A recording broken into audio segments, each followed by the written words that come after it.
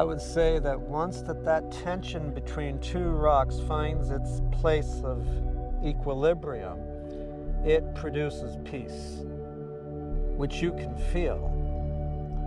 And then for the viewer, they can see it, they can feel it if they want to. I always tell people, it's about how it feels. You know when you find that spot where the rock wants to be, or where the rock can be.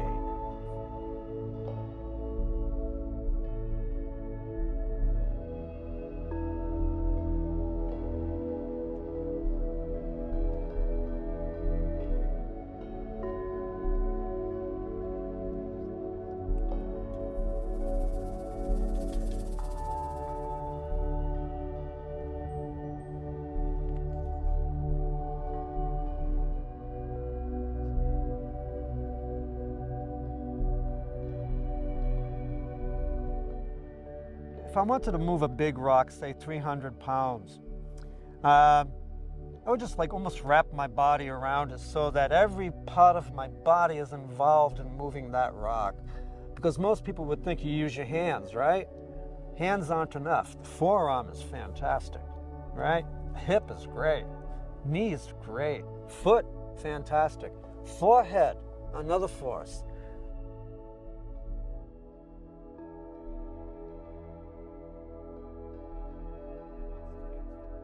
Well, it's very basic. It's not complicated.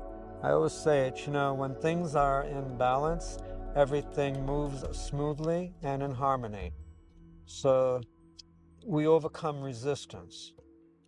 It's a process. I'll place a rock in a position or in a place which I think works, or which I feel works. Thinking is not a part of this program. It feels like that's where it belongs. And then all of a sudden, some things change in the environment. Maybe the river goes down a bit. Well, that's a very important part of how that rock is seen. So I may have to move it.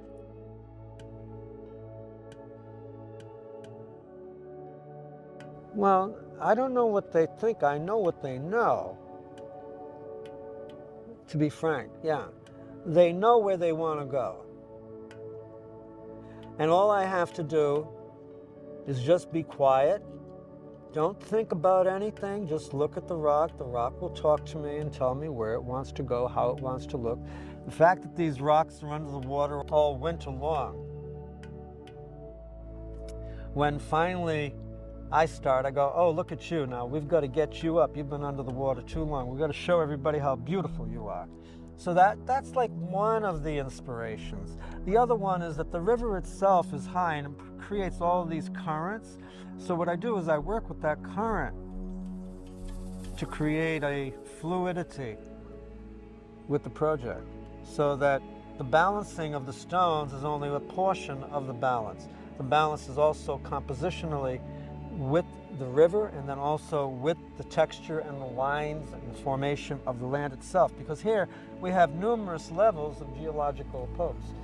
Okay, some like this one here is loaded with fossils from 425 million years ago.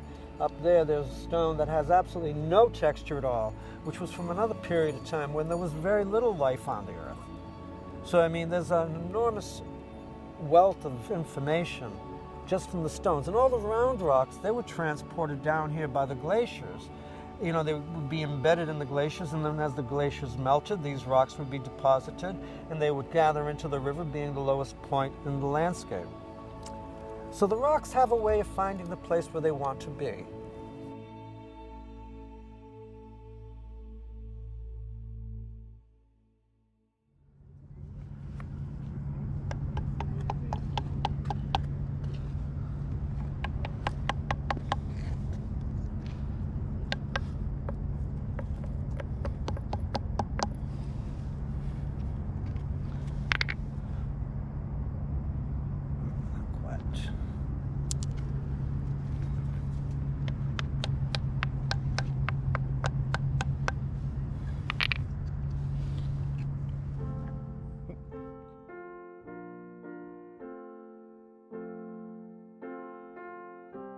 Finally, sometime around 1986, I came upon this location just out of curiosity, looking for a place where there was water to get away from the city, you know, be in nature.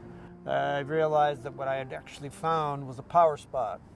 You know, it's a place in the earth that the indigenous peoples refer to as a source of energy, healing, and peace. So that first day, all I did was just hang out here, meditated, listened to the rapids, the white sound, you know, white noise, enjoying that feeling with nature and just being quiet.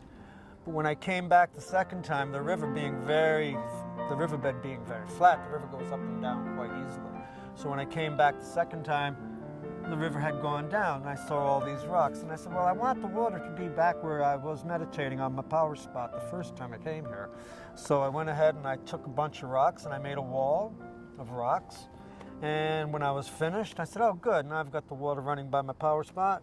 And I said, I got to get a picture of that. When I took the picture, I realized that I had made a duplicate of the skyline in the background. And then I realized, I said, okay, there's more to this than what I thought.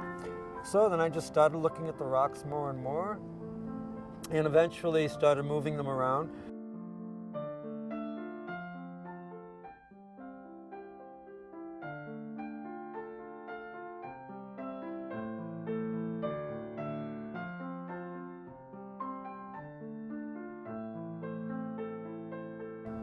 I guess realizing how abundantly beautiful and nurturing the elements of nature can be, thus providing a better respect for the environment, enhancing our relationship with the environment, thus providing some sense of stewardship regarding the environment.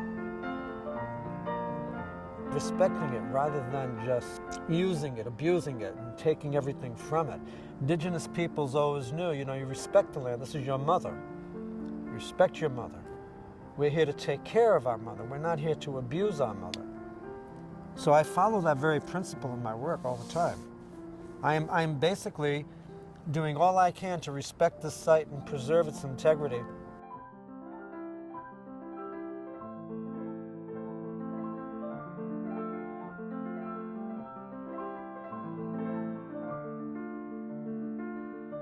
We're on Anishinaabe Algonquin land. This is unceded territory, and all I can say is that I've been gifted the pleasure of being in this environment for 35 years. This year, it's got a lot of emotional content and also humanitarian, not political, message. And it's an homage to the lost children of the residential schools, but also welcome to your home, because since this is unceded land, this is their home. So the project is not in any way meant to be sad, although there is a sadness. It is also a sense of rejoicing, because finally the souls in my project are coming home to their own place. And there's a celebratory feeling about that.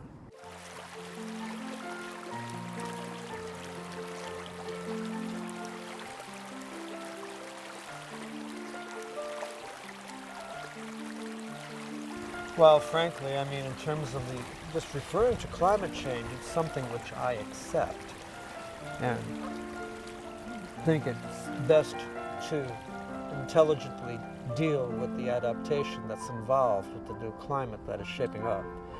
I would say that I do the very same thing while I'm working. I adapt to whatever the environment provides me. Sure, I mean, I'm out here and I'm working plenty of times the rock will slip and fall and it can fall on top of me. That's one thing. But also when I'm not here, there's the risk of people coming in and vandalizing everything, right? And so over the years, that used to happen a lot at one time. At the very beginning, my jovial attitude was, okay, so I come in here and I bring the rocks up during the daytime, and then at night the kids come down and put them all down. Then I come back the next day and I put up a whole new set. And each one refers to the beauty of that particular day. You know, and so that's how I deal with that. I don't let anything discourage me or stop me from doing what I have in my heart, not in my head, but in my heart. We always need to be reminded about how good our nature can be as human beings, because we always forget, because pressures from the psychology of the system that we're dealing with demands our attention, which takes it away from the essence of who we actually are. We compromise. Do you want to eat? Of course I want to eat. Well, you'll have to make this compromise.